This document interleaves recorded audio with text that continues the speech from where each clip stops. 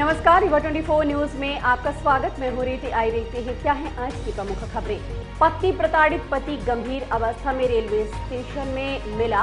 आत्महत्या की कोशिश की जताई जा रही है संभावना। ढाबा संचालक ने फर्जी मामले में फंसाकर पुलिस पर अवैध वसूली का लगाया आरोप। अज्ञात वाहन की चपेट में आने से तेंदुए की गई जान और 10वीं कक्षा की संस्कृत की परीक्षा हुई संपन्न। कलेक्टर प्रतिनिधि ने किया निरीक्षण। इन खबरों को आगे हम विस्तार से देखेंगे। पत्नी प्रताड़ित युवक घायल अवस्था में रेलवे स्टेशन में मिला, जिसे संजय गांधी अस्पताल में भर्ती कराया गया है, जहां उसकी हालत गंभीर बनी हुई है। तरहटी का रहने वाला गोलू सोनी, जिसकी उम्र 25 साल बताई जा रही है, कल रात अचानक रेलवे स्टेशन पहुंच गया। 10 बजे के आसपास इंटरसिटी आ रही थी, जिसके नीचे गोलू पहुंच गया और गंभीर रूप से घायल हो गया। बताया जा रहा कि उसके सर और हाथ में गंभीर चोटें आई हैं। इसके बाद जीआरपीएफ पुलिस ने उसे संजय गांधी अस्पताल में भर्ती कराया, जहां से उसके परिजनों को फोन किया गया तो उसके भाई बहन पहुंचे। इस मामले में जो जानकारी निकल आ रही है, उसमें परिजनों ने बताया कि 25 साल का गोलू अपनी पत्नी और ससुराल वालों से प्रताड़ित था। शादी के बाद से ही वह अपने ससुराल अमिलिया में किराए के मकान में रहता था। उसके ऊपर सास ससुर ने दहेज का प्रकरण भी दर्ज कराया था।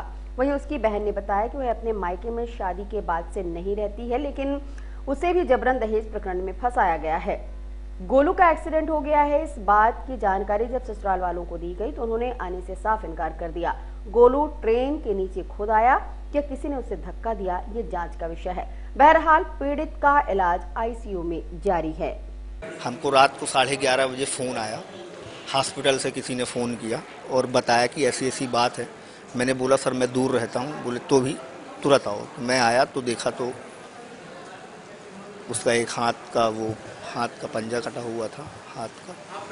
हाँ, सर में। हमें तो संजय वो ये बताया कि मैं सीआरपीएफ वालों की तरफ से हूँ और मैं रेलवे स्टेशन के पास ही ये मिला और मैं यहाँ हॉस्पिटल पहुँचाया। रात को इन्फॉर्मेशन मिली, मेरा बीच वाला भाई मेरे को बताया कि इसका एक्सीडेंट हो गया स्टेशन में। तो मैंने वहाँ से सतना मतलब कि आज सुबह रात को कोई वो था नहीं कि कैसे आना कोई वाहन, तो रात को ही पता चला है मेरे को। करीब 10:30-11 बजे पता चला है, तो मैं नहीं आ सकी। अब ये पता नहीं कैसे क्या हो गया, कहाँ जाता था। मेरी कभी रीवा में तरहटी में, फिर यहाँ से चला गया शायद ससुराल अमिलिया के आसपास कहीं गांव है, वहाँ रहता था रेंट पे। जी मेरे को नहीं पता है। वो हमेशा वो कहता था कि मेरी पत्नी मतलब कि झगड़ती रहती है और कहीं रहती है, ऊपर मकान मालिक के यहाँ रहती है, घूमती भागती रहती, मेरी बात नहीं सुनती है और ज़्यादा जानकारी तो नहीं है। जी मेरे को घसीटा करीब लगता है 1 साल हो गया कि 6 महीने से कुछ हो गए, तब से हमने मतलब रखना छोड़ दिया। दहेज प्रकरण मेरे ऊपर, मेरे भाई के ऊपर, मेरे ऊपर तो ये था मट्टी तेल डाल के जलाना चाहती है ननद, जबकि मेरे को निकले 20 साल 22 साल हो गए ससुराल से, वहाँ से कोई संबंध ही नहीं मेरा।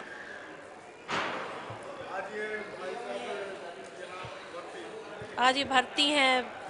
हम लोग को कोई भी कभी फोन में बात भी नहीं होती थी। जब से इसकी पत्नी ने वो किया, मेरे ऊपर इल्जाम लगा दिया, तब से हम छोड़ दिए मतलब ही रखना।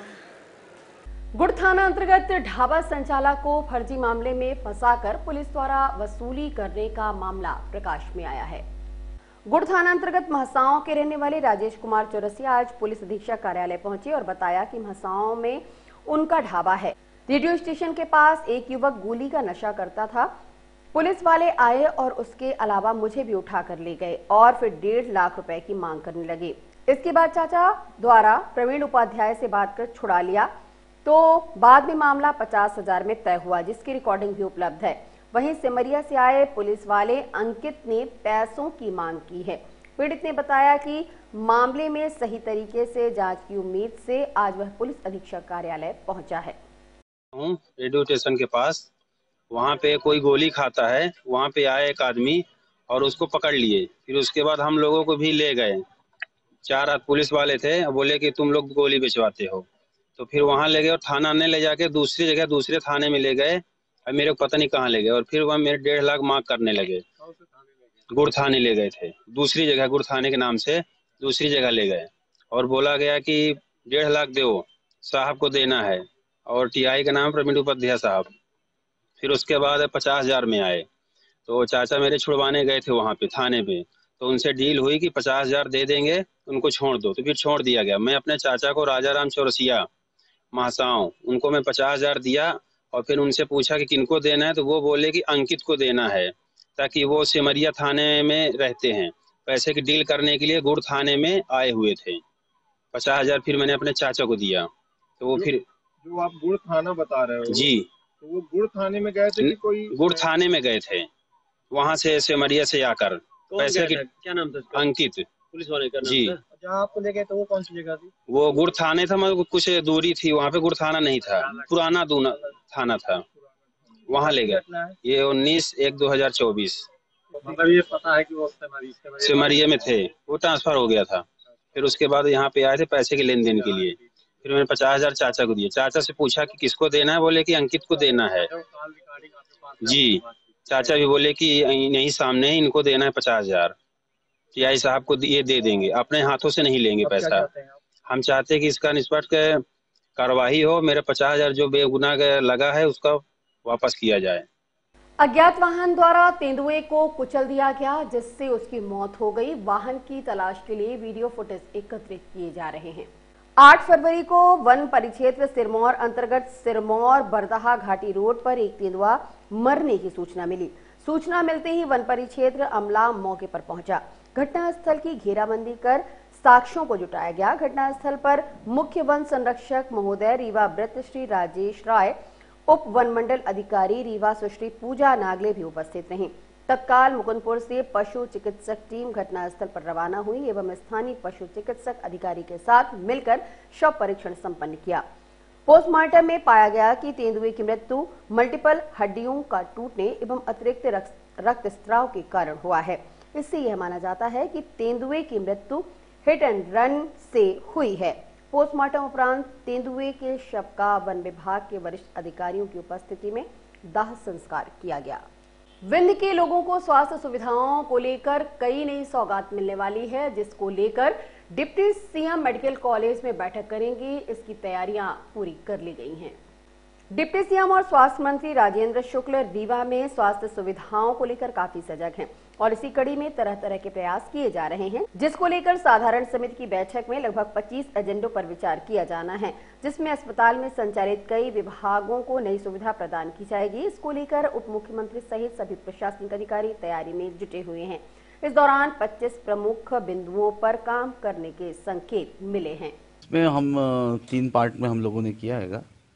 तो प्रथम पार्ट हमारा कल की बैठक में माननीय उप मुख्यमंत्री एवं चिकित्सा शिक्षा जो हमारे मंत्री है, सांसद जी और हमारे विधायकगण, सीएमई, डीएमई, कमिश्नर साहब, कलेक्टर साहब की उपस्थिति में कल बैठक आयोजित की गई है। तो प्रथमतः हम लोग हमारे कॉलेज की जो अचीवमेंट है ओवरव्यू के रूप में बताएंगे। दूसरा, हमारे जो 2019 से लेकर अभी तक के जितनी भी एग्जीक्यूटिव कमेटी ईसी की बैठकें हुई है उसमें जो कार्य हुए उसका अनुमोदन कराएंगे और तकरीबन नए जो एजेंडे हैं वो तकरीबन 25 एजेंडे के करीब हम लोग नए रख रहेंगे, जिसमें मुख्य हम लोगों को एक सेंटर ऑफ एक्सीलेंस साइकेट्री का बनाना है। वो एक हमारा मुख्य एजेंडा होगा। इसके अलावा हमारे मेडिसिन डिपार्टमेंट में न्यूरो फिजिशियन डॉक्टर बिरभान सिंह आए हैं, तो वो उनकी डिमांड है कि एक अच्छी एडवांस न्यूरोफिजियोलॉजिकल लैब बन जाए ताकि जो हमारे एपिलेप्सी के जो मरीज हैं वो लाभान्वित हो सके। इसके अलावा विभिन्न विभागों से भी हमें कई प्रोजेक्ट मिले हैं, तो इन एजेंडों पर ही कल चर्चा की जाएगी और उनको कोशिश करेंगे कि हम पूरे ही अनुमोदित हो जाए। कैंसर से रिलेटेड हम लोग का पहले ही अनुमोदनार्थ गया हैगा, तो उसमें जो हमारा क्रिटिकल केयर ब्लॉक है उसी में जो भूतल पर 2 बंकर का निर्माण किया जाना है, तो वो अभी प्रोसेस में है। तो वो इस एजेंडा में अभी वर्तमान में नहीं रखा है, क्योंकि ये ऑलरेडी पूर्व से ही हम लोगों के अनुमोदन हमने शासन को भेज रखा है। गवर्नमेंट क्रमांक 1 और 2 में 10वीं के संस्कृत का पेपर आज संपन्न हुआ, जिसका निरीक्षण कलेक्टर प्रतिनिधि ने किया। 5 तारीख से शुरू हुई बोर्ड की परीक्षाओं के दौरान आज हाई स्कूल के संस्कृत का पेपर संपन्न हुआ, जिसमें गवर्नमेंट हायर सेकेंडरी स्कूल में 362 छात्रों में से सभी उपस्थित रहे। इस दौरान पुलिस बल की व्यवस्था सही तरीके से नहीं पाई गई। परिजन परीक्षा केंद्र में भीड़ लगाए दिखे। वहीं कलेक्टर प्रतिनिधि ने बताया कि परीक्षा शांतिपूर्ण तरीके से चल रही है और सभी छात्र उपस्थित पाए गए। प्राचार्य ने भी कहा कि शांतिपूर्ण तरीके से परीक्षा संचालित हो रही है। तो शांतिपूर्ण चल रही, शांति से सभी परीक्षार्थी जो है उपस्थित। हाँ, सभी। ऐसा कुछ तो नहीं है? कुछ नहीं। 362 अपने यहाँ दर्ज है, 362 प्रेजेंट, एब्सेंट है। आप मैडम कलेक्टर प्रतिनिधि, आप भी निरीक्षण? हाँ। 10 बजे का कार्यकाल मेरा रहता है, तो सुबह 6 बजे से थाने से लेकर पैकेट बॉक्स के साथ पूरा सील्ड पैकेट्स लेके हम 8:45 तक यहाँ क्लासेस में पहुँचाने का टाइम है। 8:30 बजे केंद्र अध्यक्ष को हैंड ओवर करने का टाइम। वो देने के बाद ये देखना कि सील पैकेट हमें अवेलेबल हुए हैं या नहीं। तो सक्सेसफुली सारे पैकेट्स हमने सील्ड पैकेट्स मिले और क्लासेस में सक्सेसफुली पहुंचाया गया। सारे बच्चों को बांटा गया और जितने बच्चे थे टोटल इस केंद्र में उतने आज प्रेजेंट हैं और सारे बच्चों को सक्सेसफुली एग्ज़ाम कंडक्ट करवाया गया। संस्कृत का एग्ज़ाम जो है हाई स्कूल का, वो बहुत शांतिपूर्ण चल रहा है और सारी व्यवस्थाएँ सही चल रही है। मैक्सिलोफेशियल सर्जन संघ एवं भारतीय दंत चिकित्सा रीवा इकाई के संयुक्त तत्वावधान में 1 दिवसीय वर्कशॉप का आयोजन किया गया। 9 फरवरी शुक्रवार को 1 दिवसीय वर्कशॉप आयोजित की गई होटल लैंडमार्क में। इस वर्कशॉप में सभी शहर के प्रतिष्ठित डॉक्टर्स उपस्थित रहे। आइए आपको ले चलते हैं इस वर्कशॉप में। वर्कशॉप हमने ऑर्गेनाइज करवाया है। ये एक्चुअल में association of oral and maxillofacial surgeons of India, उनका एक इनिशिएटिव है। उन्होंने कहा कि इंडियन डेंटल एसोसिएशन के साथ में आप मिल करके जितने भी देश भर के डेंटल सर्जन्स हैं उनको मेडिकल इमरजेंसीज से रिलेटेड आप उनको अवेयर करें। कभी कभी क्या होता है कि कोई अगर आप किसी पेशेंट को ट्रीट कर रहे हैं और वो कार्डियक अरेस्ट में चला गया, उसके आसपास कोई मेडिकल फैसिलिटी नहीं है, तो डेंटल सर्जन को खुद को आना चाहिए कि उस पेशेंट को कैसे मैनेज करना है। तो उसके लिए हमने सारे जितने देश भर के डेंटल सर्जन हैं सबको ट्रेनिंग दे रहे हैं। तो ये एक तरीके की वर्कशॉप है। तो किस वर्कशॉप में क्या क्या जानकारी दी गई? इसमें मेडिकल इमरजेंसीज के अगर पेशेंट को ये तकलीफ हो जाती है तब आपको क्या करना है, क्या ट्रीट करना है। कहाँ से आए हैं इनको जानकारी देने के लिए?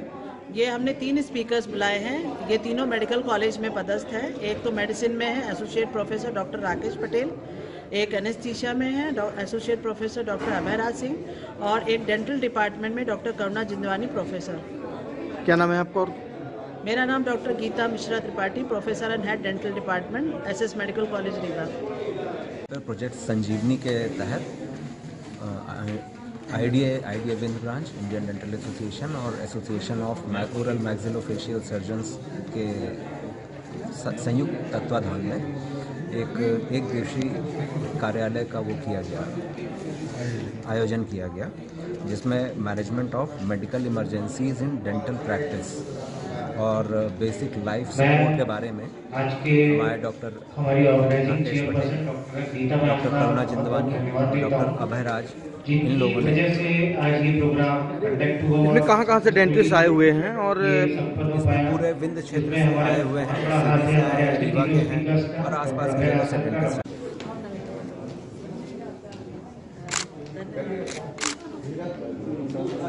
Doctor Jyoti Awadhiya, doctor Raghav Singh. और हम मिलते एक छोटे से ब्रेक के बाद। Pentium point group of institutions, a key to success. जी हाँ, Pentium point group of institutions, जहाँ पर आपको मिलते हैं BA LLB 5 year full time program, LLB 3 year full time program, bar council of India से मान्यता प्राप्त हैं। MBA के 2 year full time program AICTE new Delhi से मान्यता प्राप्त हैं। पेंटियम पॉइंट टेक्निकल कॉलेज में स्नातक व स्नातकोत्तर के सभी पाठ्यक्रम संचालित हैं, जिनमें प्रवेश प्रारंभ है। हमारा कॉलेज कोड है P500। याद रखिए, सामान्य वर्ग बीपीएल कार्ड धारकों को शिक्षण शुल्क में छूट व SC/ST OBC छात्रों को मध्य प्रदेश शासन के नियमानुसार छात्रवृत्ति। आप संपर्क कर सकते हैं हमारे हेड ऑफिस में, जो है हेडगेवार नगर, रेडियो कॉलोनी के सामने, रीवा, और कॉलेज कैंपस में, जो है करहिया सिमरिया रोड और हरदी सिमरिया रोड, रीवा में। अधिक जानकारी के लिए हमारे फोन नंबर पर संपर्क कर सकते हैं। हमारा फोन नंबर है 07662438035। मोबाइल नंबर पर भी संपर्क किया जा सकता है, जो है 9992084439।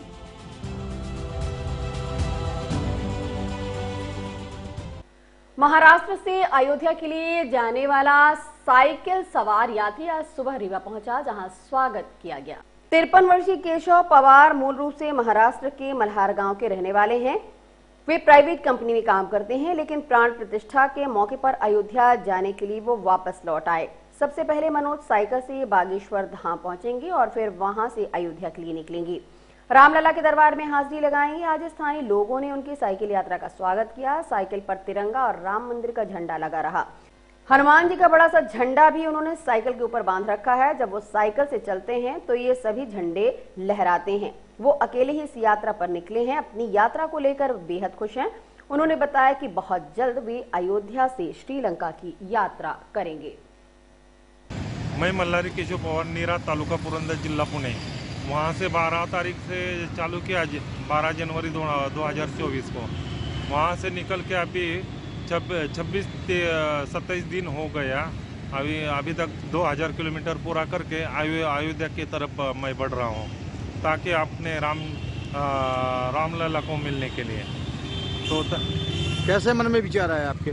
मेरे मन में मतलब पहले मैंने प्रोग्राम किया था 94-95 में, पूरा all over India, Nepal, Bhutan, Bangladesh किया था कोस्टल एरिया। तो उसमें अपना अयोध्या का मेरा विजिट था। तो अयोध्या में वो कार सेवकों का ये पूरा हालत देख के मन में आया, यहाँ तो मंदिर होना ही चाहिए। अभी वो उस टाइम मन में सोचा था भगवान के रूप में नरेंद्र मोदी जी पंतप्रधान अपने को मिला, तो उसने अपना राम मंदिर बनवाया। कितना चलते हैं एक दिन में? एक दिन में कितना? एक दिन में 60 या 70 किलोमीटर चलता है। मैं, क्या नाम है आपका? मल्हारी केशव पवार, नीरा तालुका पुरंदर, जिला पुणे। खाना पीना कहाँ? ढाबा होटल पर रहता है। कभी कभी पैसा अपना खुद का, और सहयोग भी अच्छा है। MP का पूरा आदमी लोग, हम लोग मुझे पूरा उठाते हैं प्रोग्राम के लिए, ताकि कुछ कम नहीं पड़ने देते। सड़कों की समस्या आई?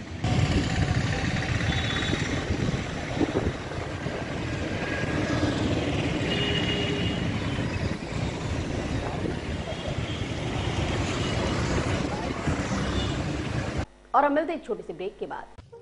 अब आपके शहर रीवा में पुष्पांजलि ग्रीन्स मैरिज गार्डन की हुई शुरुआत। शादी, बर्थडे पार्टी सहित अन्य कार्यक्रमों के लिए सर्व सुविधाओं के साथ आप सभी के लिए सस्ता एवं उचित दाम पर उपलब्ध है। 2 एकड़ से अधिक एरिया में बने मैरिज गार्डन में CCTV कैमरे एवं बेहतरीन पार्किंग व्यवस्था के साथ में 6 कमरे, अटैच लेट बाथरूम, उत्तम हॉल की व्यवस्था, इतना ही 4500 वर्ग फीट में निर्मित मैरिज हॉल सभी व्यवस्थाओं के साथ उपलब्ध है। पुष्पांजलि ग्रीन्स मैरिज गार्डन, बदराव स्थित शिल्पी ग्रीन्स के बगल में, गुड़ रोड, रीवा।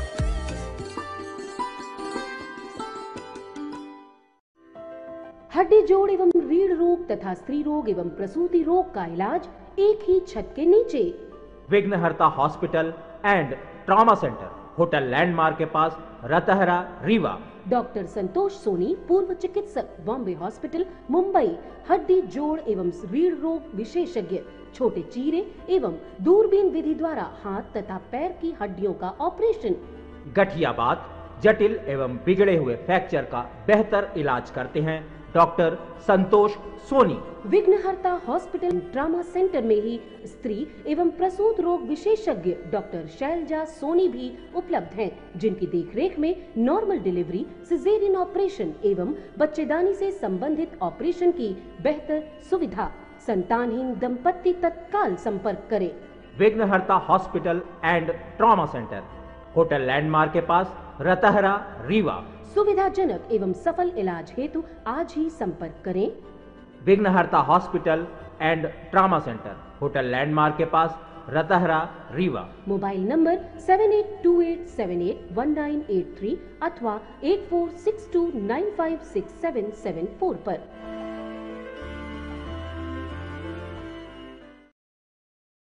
लोकसभा चुनाव को देखते हुए आज से भारतीय जनता पार्टी ने गांव चलो अभियान की शुरुआत की है। भारतीय जनता पार्टी ने आज से लोकसभा चुनाव के मद्देनजर गांव चलो अभियान का आगाज कर दिया। इस मौके पर राष्ट्रीय अध्यक्ष से लेकर पार्टी के पदाधिकारी अलग अलग ग्रामीण हिस्सों में 24 घंटे प्रवास पर रहेंगे। इस दौरान बूथ लेवल के पदाधिकारी भी उपस्थित रहेंगे और विभिन्न बैठकें भी आयोजित होंगी, जिसमें भारतीय जनता पार्टी की रीति नीति और जनकल्याणकारी योजनाओं से आम जनमानस को अवगत कराया जाएगा। लोकसभा चुनाव में इस अभियान की महत्वपूर्ण भूमिका मानी जा रही है। इसी संबंध में आज भारतीय जनता पार्टी के रीवा स्थित अटल कुंज कार्यालय में एक बैठक का आयोजन किया गया। इस संबंध में जिला अध्यक्ष भाजपा ने बताया, भारतीय जनता पार्टी पूरे देश भर में माननीय राष्ट्रीय अध्यक्ष जगत प्रकाश नड्डा जी के निर्देशानुसार 9, 10, 11 हमारे मध्य प्रदेश में चलाया जाएगा। 9, 10, 11 ये अभियान हमारा 4 फरवरी से 11 फरवरी तक चल रहा है पूरे देश भर में। इसके माध्यम से हम पूरे देश के लगभग 7.5 लाख गांवों में भारतीय जनता पार्टी के सभी वरिष्ठ नेता, चाहे वो माननीय राष्ट्रीय अध्यक्ष जी हों, चाहे माननीय प्रदेश अध्यक्ष जी हों, चाहे हमारे माननीय विधायक हों, चाहे हमारे माननीय सांसद हों, चाहे हमारे केंद्रीय मंत्री हों, चाहे प्रदेश सरकार के मंत्री हों, चाहे हमारे पदाधिकारी हों, किसी भी स्तर के बूथ से लेकर जिला और जिला प्रदेश राष्ट्र के सभी पदाधिकारी एक दिन के लिए 24 घंटे किसी न किसी गांव के प्रवास में रहेंगे। इसके माध्यम से हम पूरे देश के 7.5 लाख गांव, हमारा मध्य प्रदेश में यह अभियान 9, 10, 11 को है। हम पूरे प्रदेश के 70,000 गाँव में हमारे सभी प्रमुख पदाधिकारी जनप्रतिनिधि रहेंगे। इसके माध्यम से हम 24 घंटे तक उस गांव में रहकर उस गांव के बारे में जानकारी, उस गांव में भारतीय जनता पार्टी के संगठन को सुदृढ़ करने के लिए हमारी बूथ समितियों का सत्यापन, बूथ समितियों की बैठक, व्हाट्सएप ग्रुपों का निर्माण, इस तरह के हमारी बूथ के कई करणीय कार्य, राष्ट्रीय कार्यक्रम, प्रधानमंत्री जी के मन की बात, इन सारे विषयों पर पूरा एक आकलन भी करेंगे, उसको सुदृढ़ करने का भी काम करेंगे और इसके माध्यम से हम सरकार की नीतियों को भी, सरकार के द्वारा किए गए कार्यों को भी जन जन तक ले जाने का काम करेंगे। आज की खबरों में बस इतना ही। नई खबरों के साथ हम होंगे पुनः उपस्थित। इजाजत दीजिए रेडी को। नमस्कार।